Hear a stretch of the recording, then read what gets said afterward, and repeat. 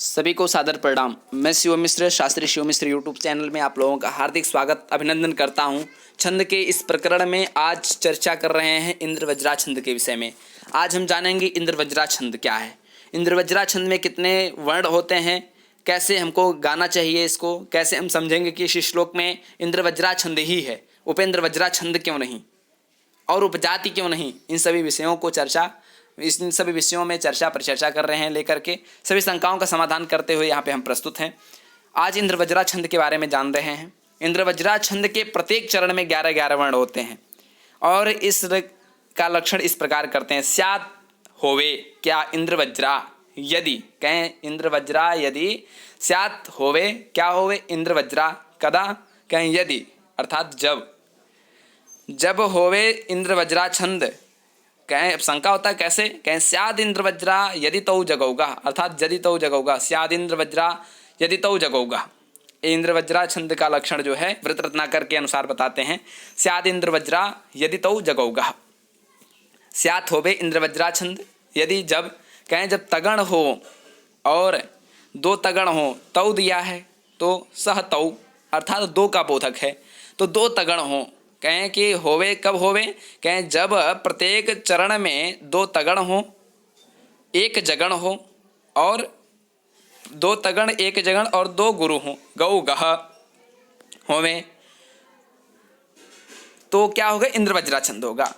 स्यात् होवे इंद्रवज्रा छंद कैसे, कब, कहाँ, जब दो तगण एक जगण और दो गुरु क्रम से होवे, क्रम से इनका वर्ण रखा जाए, इनका स्वरूप क्रम से होवे, वहाँ क्या होगा इंद्रवज्रा छंद होगा।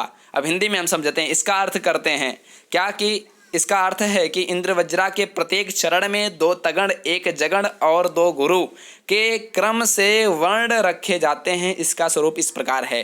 कैसे, तगण का सिंबल बता दिए, तगण का सिंबल है, जगण का दो और गुरु कैसे हैं, जगण इधर है, ये जगण का दो गुरु के ऊपर आ गया है, वो टाइप करने में मिसप्रिंट हो गया है थोड़ा सा, तो दो गुरु ए हैं। जो यस यस है, जगण का क्या सिंबल है, आई यस आई, तगण का क्या है, yes yes I, yes yes I. इस प्रकार से उदाहरण में अब हम लोग देखते हैं उदाहरण में कैसे प्रस्तुत है। तो उदाहरण के विषय में हम लोग देखते हैं कि तगण तगण जगण दो गुरु। उदाहरण देखते हैं। विद्येव पुंसो महिमेव राज्ञः प्रज्ञेव वैद्यस्य दयेव साधो लज्जेव शूरस्य मुजेव यूनो सम्भूषणं तस्य नृपस्य सैव, सम्भूषणं तस्य नृपस्य सैव। अर्थात विद्येव पुंसो महिमेव राज्ञः प्रज्ञेव वैद्यस्य दयेव साधोः लज्जेव शूरस्य मुजेव यूनोः सम्भूषणं तस्य नृपस्य सैव, सम्भूषणं तस्य नृपस्य सैव। यहाँ प्रत्येक पंक्ति में प्रथम पंक्ति वाले ही वर्णों का क्रम है, अतः यहाँ इंद्रवज्रा छंद है। इंद्रवज्रा छंद यहाँ है।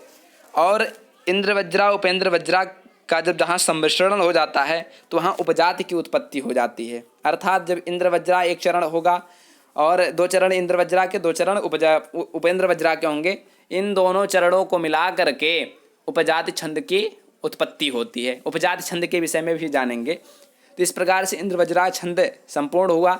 आप लोग कंपेयर कर सकते हैं, इन छंदों का अभ्यास करें, रोज गान करें, रोज ये गणों को मिलावें इत्यादि सभी का अभ्यास करेंगे, तभी इन छंदों के बारे में जान पाएंगे। और यदि आप हमारे चैनल पर नए जुड़े हुए हैं तो लाइक सब्सक्राइब शेयर करें, लोगों को जोड़ें, लोगों तक पहुँचावें।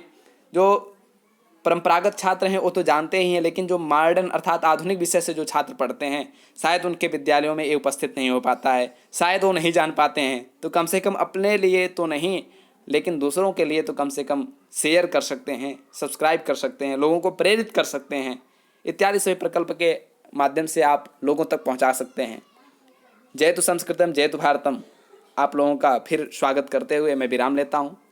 फिर नए चरण में इंद्रवज्रा छंद को समाप्त करते हुए नए छंद के साथ प्रस्तुत होंगे। जयतु संस्कृतम जयतु भारतम।